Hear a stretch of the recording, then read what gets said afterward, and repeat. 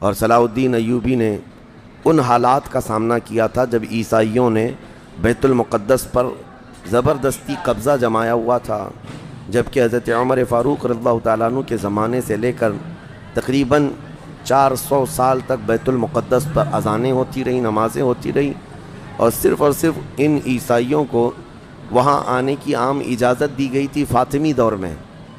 ویسے اگر میں تاریخ بتاؤں تو بیت المقدس روئے زمین پر یہ تیسرا اہم مرکز ہے مسلمانوں کا۔ حرم کعبہ اور مسجد نبوی کے بعد تیسرا حرم مسجد اقصیٰ ہے، بیت المقدس ہے۔ اور ویسے اس کے انعقاد اور زمین پر اس کے پائے جانے کی تاریخ تو بہت پرانی ہے۔ فرمایا گیا اللہ تعالیٰ نے روئے زمین پر سب سے پہلے خانہ کعبہ کو بنوایا، وہ فرشتوں نے اس کی تعمیر کی۔ تو مکہ مکرمہ میں خانہ کعبہ بنانے کے صرف 40 سال کے بعد یہ فلسطین میں بیت المقدس کو فرشتوں نے تعمیر کیا۔ سب سے پہلے وہ جگہ فرشتوں نے اس کو مقدس بنائی۔ تو اس زمانے سے آدم علیہ الصلوۃ والتسلیم کے زمانے سے یہ بیت المقدس کا علاقہ مقدس ہی رہا، اور اس کو ارض المقدس کہا جاتا ہے آج بھی عربی میں۔ پھر انبیاء اکرام علیہ السلام آتے رہے، اور اکثر انبیاء اکرام علیہ السلام کی عبادت گاہ رہی۔ بنی اسرائیل کے تقریباً انبیاء اکرام بیت المقدس کو ہی اپنا مسکن بنائے ہوئے تھے، اپنا وطن بنائے ہوئے تھے۔ کتنے انبیاء اکرام کا ذکر کروں، تقریباً 30,000 انبیاء اکرام آج بیت المقدس کے ارد گرد دفن ہیں۔ 30,000 انبیاء اکرام علیہ السلام۔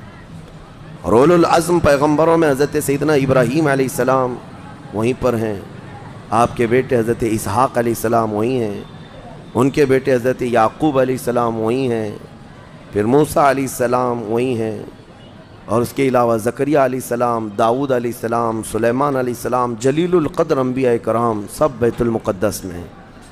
تو یہ بیت المقدس اس لیے بھی اہمیت کا حامل ہے کہ مسلمانوں سے پہلے یعنی انبیاء کرام علیہ السلام کے دور میں یہ مرکز رہا، قبلہ رہا اکثر امتوں کا۔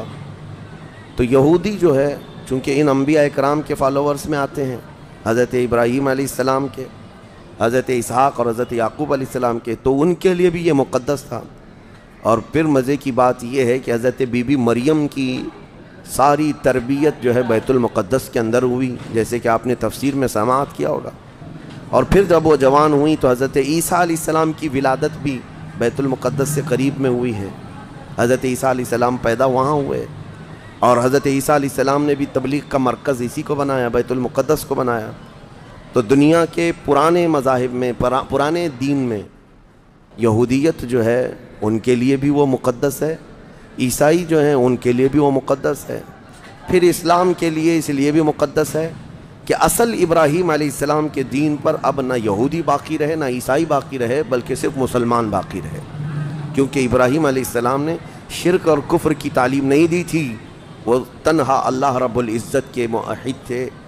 اللہ کی وحدانیت انہوں نے اس وقت پھیلائی، اور اس دین پر آج کوئی قائم ہے تو وہ مسلمان ہیں۔ تو انبیاء اکرام علیہ السلام کے وارثین بھی یہ امت محمدیہ ہیں پچھلے انبیاء کے۔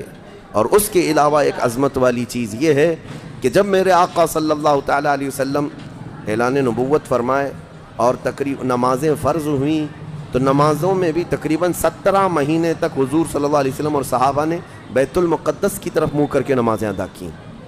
اس اعتبار سے ہمارا پہلا قبلہ وہی ہے، پہلا قبلہ جس کو قبلہ اول کہا گیا ہے۔ پھر حضور کی خواہش پر قبلہ بدل دیا گیا، خانہ کعبہ قبلہ ہو گیا ہمارا۔ اور ایک بڑی اہمیت اس بیت المقدس کی یہ بھی ہے کہ جب نبی اکرم صلی اللہ تعالیٰ علیہ وسلم